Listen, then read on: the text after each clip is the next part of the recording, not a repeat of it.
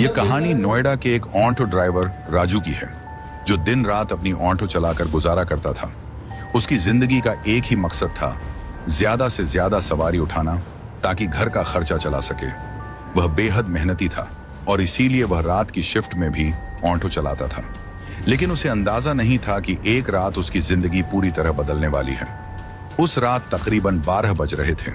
सड़कें सुनसान हो चुकी थीं। ठंडी हवा और अंधेरा माहौल को और डरावना बना रहा था। राजू ने अपनी ऑटो सेक्टर 62 की ओर मोड़ी ही थी कि उसने सड़क किनारे खड़ी एक लड़की को देखा। वह हल्की सफेद साड़ी में थी, उसके लंबे बाल हवा में उड़ रहे थे और उसका चेहरा झुका हुआ था। लड़की ने हल्का सा हाथ उठाया, मानो वह ऑटो रोकने का इशारा कर रही हो। राजू ने ब्रेक लगाया और धीमे से पूछा, कहाँ जाना है मैडम? लड़की ने धीमी लेकिन ठंडी आवाज में जवाब दिया, मुझे सेक्टर 137 जाना है। राजू को थोड़ा अजीब लगा, इतनी रात को एक लड़की अकेली, लेकिन सवारी का लालच छोड़कर वह ज्यादा सवाल नहीं करना चाहता था। उसने लड़की को बैठने का इशारा किया और जैसे ही लड़की अंदर बैठी, उसे हल्की ठंडक महसूस हुई। वह कुछ बोल नहीं रहा था, लेकिन उसके अंदर एक अजीब बेचैनी होने लगी। ऑटो चल पड़ा। सड़क पर दूर दूर तक कोई नजर नहीं आ रहा था। राजू ने रियर व्यू मिरर में झांका, लेकिन उसे कुछ दिखाई नहीं दिया। वह चौंका। उसने दोबारा देखा, लेकिन पीछे कोई नहीं था। पर वह लड़की बैठी तो थी, उसने खुद उसे बैठते देखा था। राजू का गला सूखने लगा, उसे पसीना आने लगा, लेकिन उसने खुद को संभाला। वह कुछ बोलने ही वाला था कि लड़की ने धीरे से कहा, ड्राइवर भैया, क्या आप मुझे एक सवाल का जवाब देंगे?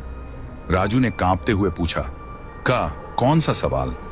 लड़की ने ठंडी मुस्कान के साथ जवाब दिया, अगर कोई इंसान मरने के बाद भी जिंदा हो तो क्या उसे कोई देख सकता है? राजू का पूरा शरीर सुन्न पड़ गया। उसने झटके से ब्रेक मारा और ऑटो रुक गया। उसने पीछे मुड़कर देखा, पीछे कोई नहीं था। लड़की गायब हो चुकी थी। राजू की सांस अटक गई। उसने अपने हाथों को देखा, वे पसीने से भीग चुके थे। वह समझ नहीं पा रहा था कि यह क्या हुआ। क्या वह सपना देख रहा था? वह घबराकर ऑटो स्टार्ट करने ही वाला था कि अचानक उसकी सीट के ठीक पीछे से वही आवाज आई, ड्राइवर भैया, डर गए क्या? राजू की चीख निकल गई, लेकिन उसकी आवाज उसके गले में ही घुटकर रह गई। उसने घबराकर शीशे में देखा। लड़की फिर से पीछे बैठी थी। इस बार उसकी आंखें लाल चमक रही थीं। राजू ने ऑटो पूरी स्पीड से भगाना चाहा, लेकिन उसके पैर कांप रहे थे। लड़की हंस रही थी। उसकी हंसी पूरे ऑटो में गूंज रही थी। आपको डरने की जरूरत नहीं ड्राइवर भैया, लड़की ने धीरे से कहा, मैं आपको कोई नुकसान नहीं पहुंचाना चाहती, अभी नहीं। राजू ने हिम्मत जुटाकर कांपती आवाज में पूछा, तुम कौन हो? लड़की ने अपनी उंगलियां ऑटो की सीट पर चलाते हुए जवाब दिया, कभी सोचा है जो लोग अचानक गायब हो जाते हैं वे कहां जाते हैं? राजू की रूह कांप गई। अब वह ऑटो रोककर भाग जाना चाहता था, लेकिन उसके शरीर में जैसे जान ही नहीं बची थी। लड़की आगे झुककर राजू के कान के पास आई और फुसफुसाई, मुझे घर जाना है, सेक्टर 137, चलोगे ना? राजू का पूरा शरीर सुन्न पड़ चुका था। उसके हाथों में कंपन थी, लेकिन उसने किसी तरह हिम्मत जुटाकर ऑटो आगे बढ़ा दिया। उसके दिल की धड़कनें तेज हो गई थीं और हर बीतते सेकंड के साथ उसकी घबराहट बढ़ती जा रही थी। लड़की पीछे शांत बैठी थी, लेकिन राजू को ऐसा महसूस हो रहा था जैसे उसकी नजरें उसके सिर के पीछे गड़ी हों। ऑटो वीरान सड़क पर दौड़ रहा था। चारों तरफ सन्नाटा पसरा था। सिर्फ इंजन की गड़गड़ाहट और राजू की तेज होती सांसों की आवाज थी। उसने हिम्मत करके रियर व्यू मिरर में दोबारा झांका। इस बार लड़की का चेहरा पूरी तरह साफ दिख रहा था, लेकिन यह क्या, उसका चेहरा धीरे धीरे बदल रहा था। उसकी आंखें गहरी काली हो गई थीं और होंठों पर एक अजीब सी मुस्कान थी, जैसे वह किसी खौफनाक खेल का मजा ले रही हो। राजू के शरीर में झुरझुरी दौड़ गई। वह मन ही मन भगवान का नाम जपने लगा। तभी लड़की ने धीरे से कहा, ड्राइवर भैया, मैं मरने के बाद भी जिंदा हूं, पर मुझे एक अधूरा काम पूरा करना है, क्या तुम मेरी मदद करोगे? राजू ने कांपती आवाज में पूछा, कैसा काम? लड़की के चेहरे पर एक अजीब दर्द उभर आया। उसने धीरे से कहा, जिस घर में तुम मुझे छोड़ने जा रहे हो वहां कोई रहता नहीं, लेकिन मैं वहां हमेशा से रहती हूं। 10 साल पहले उसी घर में मेरी हत्या कर दी गई थी। राजू का दिमाग सुन्न हो गया। उसने ब्रेक लगाना चाहा, लेकिन उसके पैर जैसे जाम हो गए थे। लड़की की आंखों में दर्द और गुस्सा झलक रहा था। उन्होंने मुझे मारकर इसी सड़क पर फेंक दिया था ड्राइवर भैया।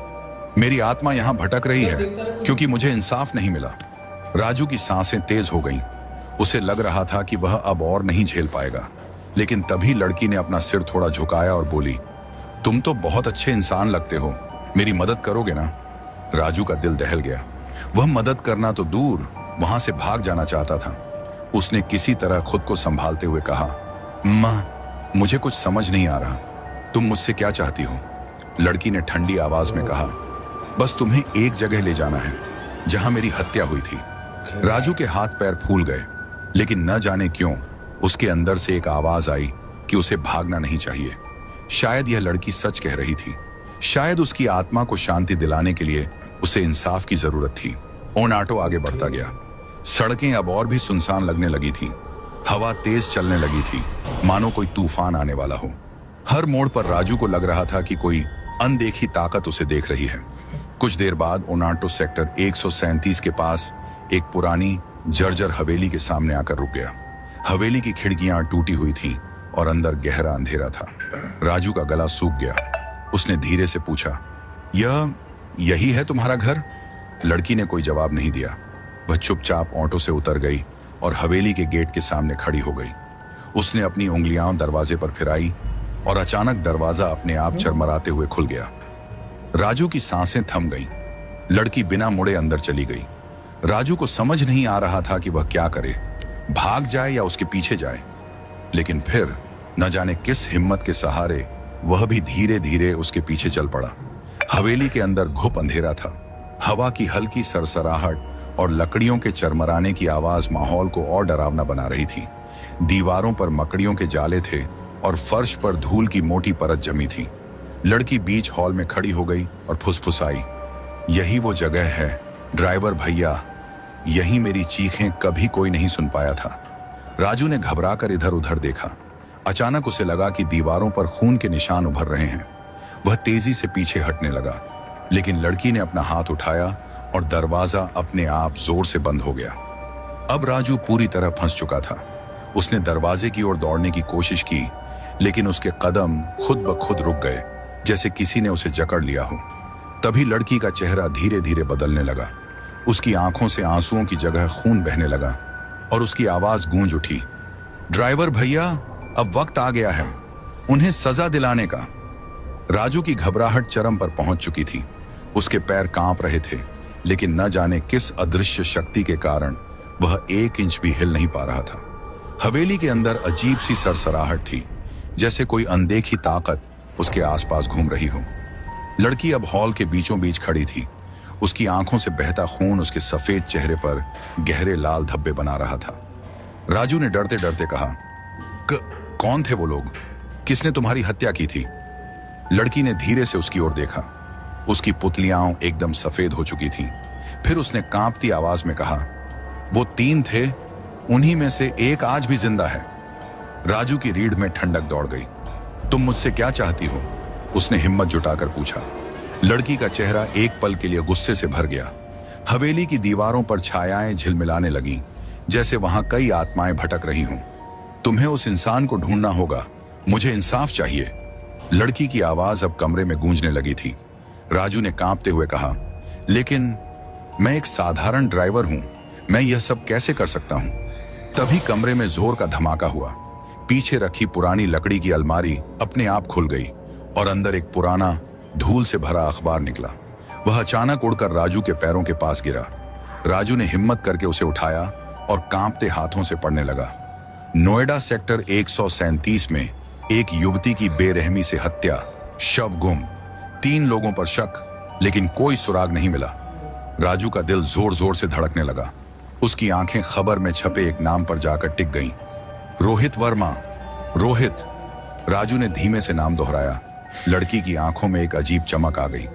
हाँ, वही मेरा हत्यारा है, लड़की ने चीखते हुए कहा। वो अब भी जिंदा है और मजे से जी रहा है। राजू के हाथ से अखबार गिर पड़ा। उसे समझ नहीं आ रहा था कि अब आगे क्या होगा। लड़की ने उसकी तरफ बढ़ते हुए कहा, अब तुम्हें उसकी तलाश करनी होगी ड्राइवर भैया, अगर तुम मेरी मदद नहीं करोगे तो।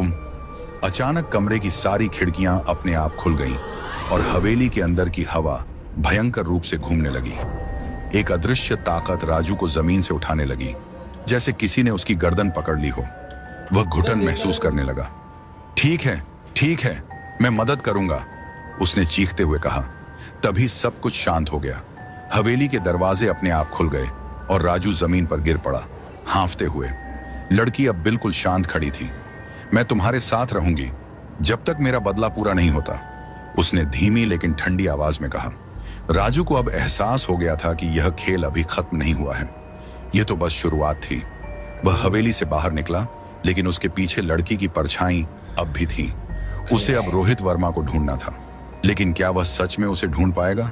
और अगर मिला तो क्या होगा? राजू का दिमाग सुन्न हो चुका था। उसकी जिंदगी में कभी ऐसा नहीं हुआ था कि उसे किसी आत्मा से सामना करना पड़े, लेकिन अब वह इस खौफनाक जाल में फंस चुका था। हवेली से बाहर निकलते ही उसे एहसास हुआ कि हवा अब भी ठंडी थी, लेकिन लड़की की मौजूदगी का एहसास हर कदम पर हो रहा था। ऑटो अभी वहीं खड़ा था, जैसे किसी ने उसे छुआ तक न हो। राजू ने घबराते हुए उसमें बैठने की कोशिश की, लेकिन जैसे ही उसने दरवाजा खोला, रियर व्यू मिरर में लड़की की परछाई दिखी। वह चुपचाप पीछे बैठी थी, उसकी आंखें अंधेरे में चमक रही थीं। अब कहाँ जाना है? राजू ने कांपती आवाज में पूछा। नोएडा सेक्टर 18, लड़की ने ठंडी आवाज में जवाब दिया। वहीं मिलेगा वो दरिंदा जिसने मुझे मारा था। राजू ने झिझकते हुए ऑटो स्टार्ट किया और सड़क पर बढ़ गया। घड़ी रात के 2 बजा रही थी और नोएडा की सड़कें अब और वीरान लगने लगी थीं। ऑटो चलाते हुए राजू के हाथ अभी भी कांप रहे थे। तुम इतने सालों तक क्यों नहीं आई? अब अचानक क्यों? राजू ने हिम्मत करके पूछा। लड़की ने धीरे से जवाब दिया। मैं पहले भी आई थी, लेकिन कोई मुझे देख नहीं सकता था। फिर अब मैं क्यों देख पा रहा हूं? लड़की चुप हो गई।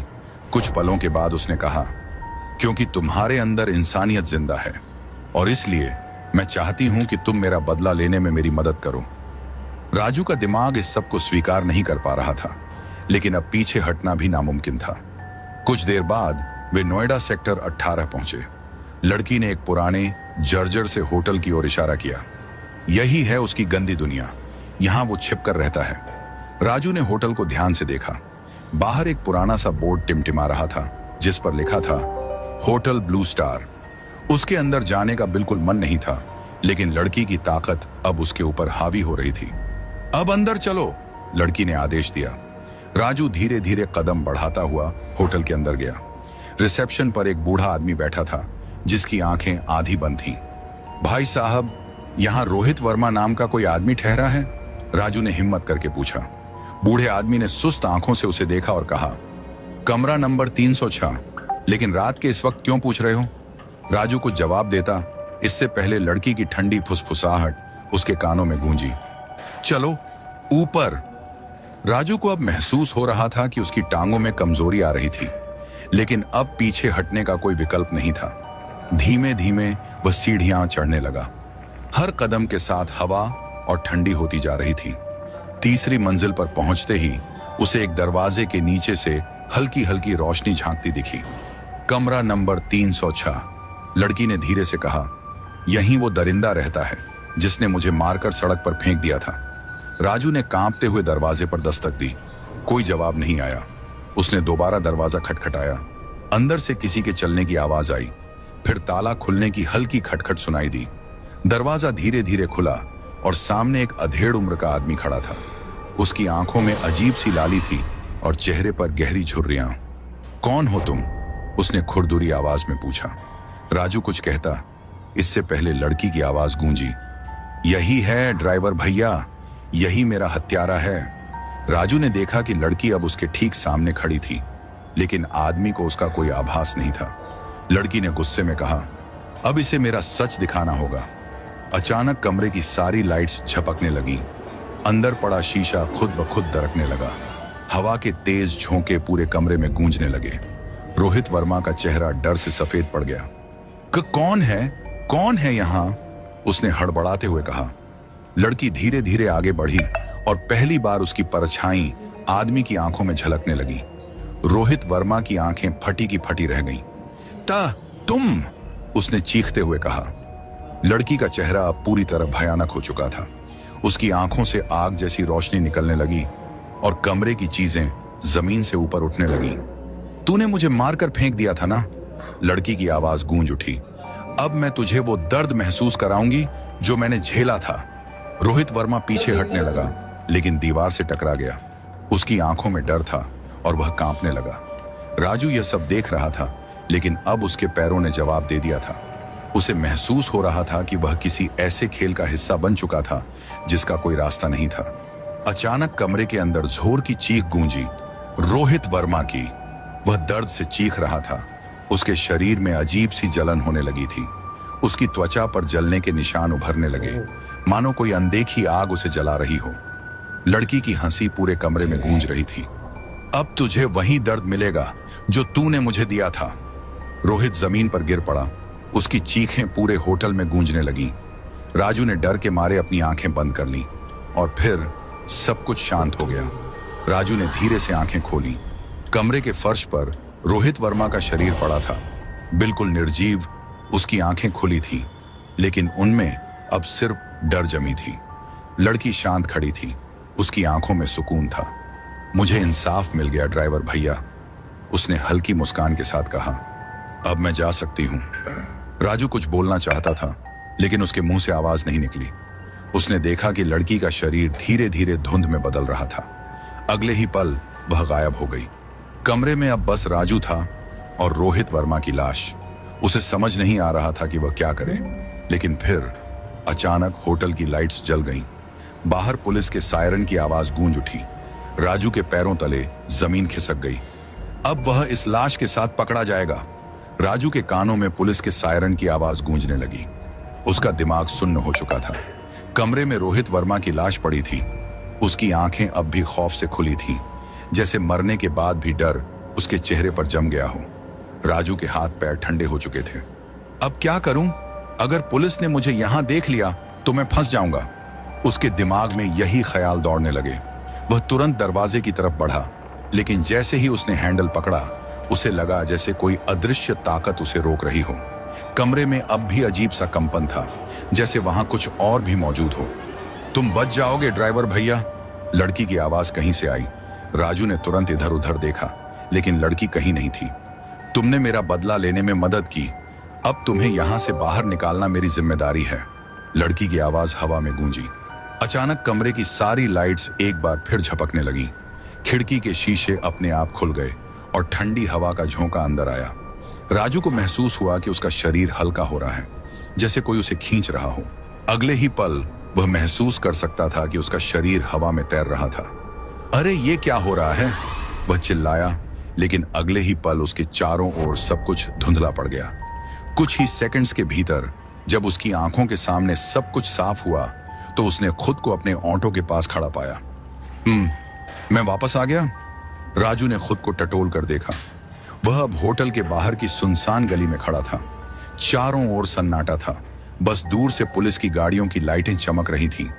उसी समय होटल के अंदर से जोर जोर से शोर सुनाई देने लगा। कुछ ही पल बाद पुलिस वालों ने भागते हुए होटल में एंट्री ली। राजू जल्दी से अपने ऑटो में बैठा और गाड़ी स्टार्ट की। अब मुझे यहां से निकलना होगा। उसने एक्सीलेटर दबाया और ऑटो तेजी से अंधेरी सड़क पर दौड़ पड़ा। लेकिन जैसे ही उसने रियर व्यू मिरर में देखा, उसका खून जम गया। मिरर में वही लड़की दिख रही थी। क्या अब भी मेरा पीछा कर रही हो? राजू ने घबराते हुए कहा। लड़की ने हल्की मुस्कान दी और कहा, नहीं ड्राइवर भैया, अब मैं आजाद हूं, लेकिन मेरी एक आखिरी बात सुन लो। राजू ने डरते डरते पूछा, क्या? लड़की की आंखों में अचानक एक अजीब सी चमक आ गई। जो तुमने आज देखा वो सिर्फ एक खेल था, असली कहानी तो अभी बाकी है। इतना कहकर लड़की की परछाई अचानक गायब हो गई। राजू के शरीर में एक ठंडक दौड़ गई। असली कहानी? ये सब तो खत्म हो गया ना? लेकिन अंदर कहीं ना कहीं उसे महसूस हो रहा था कि यह अंत नहीं था, बल्कि कुछ और बड़ा होने वाला था। ऑटो अब भी अंधेरी सड़क पर दौड़ रहा था और राजू के जहन में बस एक ही सवाल था, अब आगे क्या? राजू के दिमाग में अब भी लड़की की आखिरी बात गूंज रही थी, असली कहानी तो अभी बाकी है। उसने अपने सिर को झटका और खुद को समझाने की कोशिश की कि सब खत्म हो गया है, लेकिन अंदर कहीं ना कहीं उसे एहसास हो रहा था कि यह सच नहीं था। ऑटो अब भी नोएडा की सुनसान सड़कों पर दौड़ रहा था। चारों ओर अंधेरा था।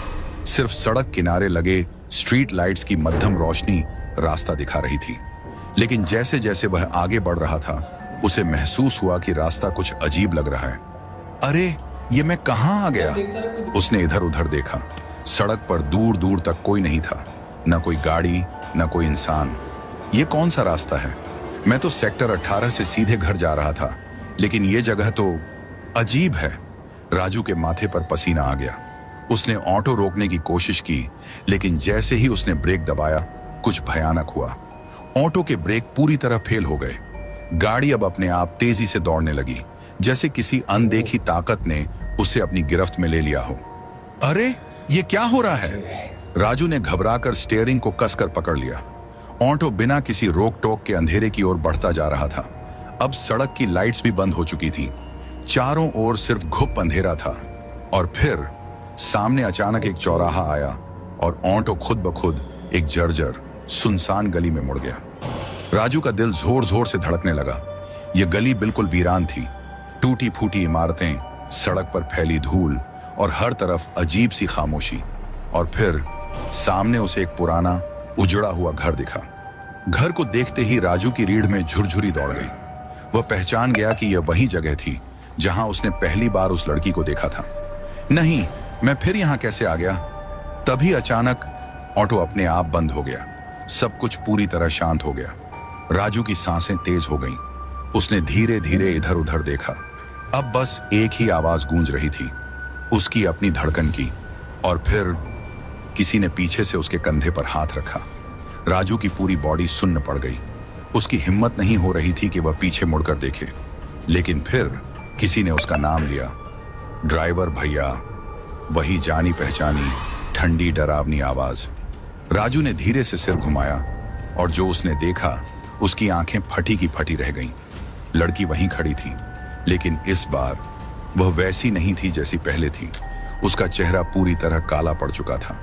आंखों से खून टपक रहा था और उसका शरीर धीरे धीरे हवा में उठ रहा था, जैसे अब वह पूरी तरह आत्मा में बदल चुकी थी। राजू ने डर के मारे चीखने की कोशिश की, लेकिन उसकी आवाज गले में ही अटक गई। लड़की ने अपनी सूनी आंखों से उसकी ओर देखा और धीरे से फुसफुसाई, अभी खेल खत्म नहीं हुआ ड्राइवर भैया, असली कहानी तो अब शुरू हुई है। और फिर चारों ओर अंधेरा छा गया। राजू के पैरों तले जमीन खिसक गई। चारों ओर घना अंधेरा था। सिर्फ लड़की की खून से टपकती आंखें चमक रही थीं। उसका शरीर अब हवा में तैरने लगा और उसके होठों पर एक भयानक मुस्कान थी। अभी खेल खत्म नहीं हुआ ड्राइवर भैया, लड़की की आवाज फिर गूंजी। तुमने सोचा कि मेरा बदला पूरा हो गया? नहीं, जो असली कातिल है वो अब भी जिंदा है। राजू की रीढ़ में सिहरन दौड़ गई। कातिल? लेकिन वो आदमी तो मर चुका है ना? लड़की की आंखें और चमक उठी। नहीं, रोहित वर्मा सिर्फ एक मोहरा था। असली राक्षस कोई और है और अब तुम्हें मेरी मदद करनी होगी। राजू के माथे पर पसीना छलक आया। उसने घबराकर अपने चारों ओर देखा। ऑटो अब भी उसी उजाड़ हवेली के सामने खड़ा था। चारों ओर वीरानी थी, लेकिन अब उसे ऐसा लग रहा था कि अंधेरे में कई आंखें उसे घूर रही थीं। मुझे छोड़ दो, मैं बस एक मामूली आदमी हूं, राजू गिड़गिड़ाया।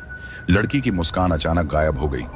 अब तुम पीछे नहीं हट सकते, उसकी आवाज में एक ठंडक थी। तुमने एक बार मेरी मदद की थी, अब आखिरी सफर भी तुम्हें ही पूरा करना होगा।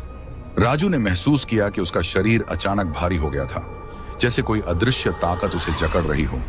अचानक हवेली के अंदर से एक भयंकर चीख सुनाई दी। राजू का कलेजा मुंह को आ गया। ये आवाज, ये क्या था?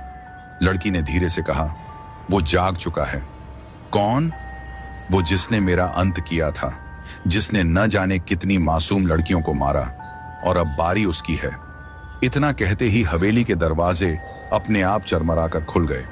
भीतर घना अंधेरा था और अंदर से ठंडी हवा का झोंका आया, जिसमें सड़ांध की भयानक गंध थी। राजू का दिल जोर जोर से धड़कने लगा। मुझे वहां नहीं जाना, उसने कांपती आवाज में कहा। लड़की की आंखें अब आग जैसी जल रही थीं। तुम्हें जाना ही होगा। अचानक राजू का शरीर हवा में उठा और एक अदृश्य ताकत ने उसे हवेली के अंदर खींच लिया। नहीं नहीं, मुझे छोड़ दो। लेकिन अब बहुत देर हो चुकी थी। राजू हवेली के अंदर जा चुका था। दरवाजे अपने आप जोर से बंद हो गए और फिर चारों ओर अंधेरा छा गया। हवेली के अंदर घना अंधेरा था। राजू जमीन पर गिरा पड़ा था। उसका पूरा शरीर कांप रहा था। चारों ओर सन्नाटा था, लेकिन सन्नाटे में भी उसे किसी के सांस लेने की आवाज आ रही थी। उसने धीरे से सिर उठाया और चारों ओर देखा। जगह जगह टूटे फूटे फर्नीचर के टुकड़े पड़े थे। दीवारों पर अजीब से खून के धब्बे थे और कोनों में मकड़ियों के जाले लटके हुए थे। हवेली के अंदर से सड़ांध की भयानक बदबू आ रही थी, जिससे उसका दम घुटने लगा। मुझे यहां से बाहर निकलना होगा। राजू लड़खड़ाते हुए उठने लगा, लेकिन तभी तुम्हें भागने की इजाजत नहीं है। लड़की की वही ठंडी पर अब और भी खौफनाक आवाज हवेली में गूंज उठी। राजू का दिल दहशत से धड़कने लगा। उसने देखा कि लड़की अब भी हवा में तैर रही थी, लेकिन इस बार उसके चारों ओर एक अजीब सी काली धुंध थी। क्या करने जा रही हो तुम? राजू ने कांपते हुए पूछा। लड़की की आंखें चमक उठी। अब समय आ गया है असली शैतान को जगाने का। अचानक हवेली की दीवारें हिलने लगी। फर्श में कंपन होने लगा, जैसे कोई अदृश्य ताकत जाग रही हो। दूर से किसी के पैरों की भारी भरकम आवाज गूंजने लगी। धप धप धप। राजू ने कांपते हुए पीछे देखा। अंधेरे के बीच एक विशाल परछाई धीरे धीरे उनकी ओर बढ़ रही थी। वह परछाई इतनी ऊंची थी कि छत तक पहुंच रही थी और उसकी आंखों से जलती हुई लाल रोशनी निकल रही थी। राजू की सांसें रुक गईं। ये क्या चीज है? लड़की की आवाज में नफरत थी। ये वही है जिसने मुझे मारा, जिसने न जाने कितनी लड़कियों की जान ली, जिसने इस हवेली को अपने पापों से भर दिया। अब वह परछाई धीरे धीरे और पास आ रही थी और तभी परछाई के अंदर से एक आवाज आई, गहरी, डरावनी और रूह कंपा देने वाली। तुम मुझसे बच नहीं सकते। राजू की आंखें फटी की फटी रह गईं। लड़की ने धीरे से कहा, अब ये खेल खत्म होगा ड्राइवर भैया, लेकिन किसके लिए? तुम्हारे लिए या इसके लिए? और अगले ही पल हवेली के अंदर की सारी बत्तियां जल उठी और एक जोरदार चीख पूरे माहौल में गूंज उठी। राजू का पूरा शरीर सुन्न पड़ गया था। हवेली की दीवारों से अजीब सी चीखें गूंजने लगीं, जैसे कोई कैद में बंधी आत्माएं दर्द से कराह रही हों। विशाल परछाई अब उसके ठीक सामने थी। तुम बच नहीं सकते। इस बार आवाज और गहरी और डरावनी थी, जैसे वह किसी दूसरी ही दुनिया से आ रही हो। राजू के पैर जड़ हो गए। उसका दिमाग भागने का इशारा कर रहा था, लेकिन शरीर हिल भी नहीं पा रहा था। लड़की अब भी हवा में तैर रही थी। उसकी आंखों में भयानक रोशनी जल रही थी। अब तेरा अंत नजदीक है हैवान, लड़की चीखी। उसकी आवाज के साथ ही हवेली की दीवारों पर टंगे शीशे खुद ब खुद टूटने लगे। फर्श पर दरारें आ गईं और जमीन हिलने लगी। राजू ने देखा कि लड़की के चारों ओर काली धुंध और गहरी हो रही थी। ऐसा लग रहा था जैसे वह किसी अनजानी शक्ति को बुला रही हो। परछाई ने एक गहरी सांस ली। हवेली की हवा में सड़ांध और भी बढ़ गई। तू मुझे मार नहीं सकती। मैं अमर हूं। तू अमर नहीं, बस अपने पापों के भार से घुटता हुआ एक दानव है। लड़की की आवाज में गुस्सा था। अचानक हवा में एक जोरदार झटके के साथ लड़की के शरीर से एक चमकदार नीली रोशनी निकली। राजू ने अपनी आंखों पर हाथ रख लिया। रोशनी इतनी तेज थी कि उसकी आंखें जलने लगीं, लेकिन जब उसने दोबारा देखा तो कुछ ऐसा हुआ जिसे देखकर उसका दिल कांप उठा। परछाई अब दर्द में थी। नहीं, ये शक्ति, ये असंभव है। परछाई जोर जोर से चिल्लाने लगी। लड़की ने अपने दोनों हाथ ऊपर उठाए और अचानक हवा में एक त्रिशूल जैसा चमकता हुआ हथियार प्रकट हो गया। अब तेरा अंत हुआ। लड़की ने पूरी ताकत से त्रिशूल परछाई की ओर फेंका। त्रिशूल बिजली की गति से उड़ा और सीधा उस दैत्याकार परछाई के बीचों बीच जा धंसा। गा! परछाई ने जोर से चीख मारी। हवेली के सारे शीशे चटक गए। छत से प्लास्टर गिरने लगे। ऐसा लग रहा था जैसे पूरा घर हिल रहा हो। राजू हड़बड़ाकर पीछे हटा। परछाई की चीखें और भयानक होती गईं। उसका काला धुआं चारों ओर फैलने लगा और फिर अचानक एक जोरदार धमाके के साथ परछाई फट गई। पूरा कमरा एक झटके में शांत हो गया। धूल धीरे धीरे बैठने लगी। राजू घबराकर इधर उधर देखने लगा। हवेली की दीवारें अब शांत थीं। सब कुछ ठहर गया था। उसने धीरे से अपनी सांसें संभाली, लेकिन जब उसने लड़की की तरफ देखा तो उसकी आंखें एक बार फिर चौड़ी हो गईं। लड़की अब सामान्य दिख रही थी। उसका चेहरा शांत था। आंखों में अब न गुस्सा था न नफरत। बस एक सुकून भरी मुस्कान थी। अब सब खत्म हो गया ड्राइवर भैया? राजू ने कांपते हुए पूछा। ये सच में खत्म हो गया? लड़की ने धीरे से सिर हिलाया और फिर वह धुएं में बदलने लगी। उसका शरीर धीरे धीरे पारदर्शी होता गया, जैसे वह अब मुक्त हो रही हो। अब मुझे जाना होगा, राजू ने घबराकर कहा। पर तुम कौन थी और वो परछाई आखिर थी क्या? लड़की मुस्कुराई। कभी कभी कुछ कहानियां अधूरी ही रहनी चाहिए, लेकिन इतना समझ लो, मैंने तुम्हें इसलिए चुना क्योंकि तुम्हारा दिल साफ था। तुमने मेरी मदद की, इसलिए मैं तुम्हें इस अंधेरे से बचा सकी। इतना कहकर वह पूरी तरह हवा में घुल गई। चारों ओर फिर से सन्नाटा छा गया। राजू अब भी कांप रहा था। उसने खुद को यकीन दिलाने की कोशिश की कि यह सब खत्म हो चुका है। वह धीरे धीरे दरवाजे की ओर बढ़ा। दरवाजा अपने आप चरमरा कर खुल गया। बाहर ठंडी हवा बह रही थी। आसमान में हल्की रोशनी थी, जैसे सुबह होने वाली हो। राजू ने एक गहरी सांस ली और अपने ऑटो की तरफ बढ़ा। वह ऑटो में बैठा, इंजन स्टार्ट किया और बिना पीछे देखे गली से बाहर निकल गया। सड़क पर अब हल्की चहल पहल थी, लेकिन जब उसने अपने रियर व्यू मिरर में देखा तो उसका खून जम गया। मिरर में वही लड़की दिख रही थी। वह हल्के से मुस्कुराई और धीरे धीरे गायब हो गई। राजू की रीढ़ में ठंडक दौड़ गई, लेकिन इस बार उसे डर नहीं लगा, क्योंकि अब उसे एहसास हो गया था, कुछ आत्माएं सिर्फ बदला लेने के लिए नहीं आती, कुछ आत्माएं अपना कर्ज उतारने के लिए भी लौटती हैं। तो दोस्तों, ये थी हमारी आज की कहानी। आपको ये कहानी कैसी लगी कमेंट में अवश्य बताएं।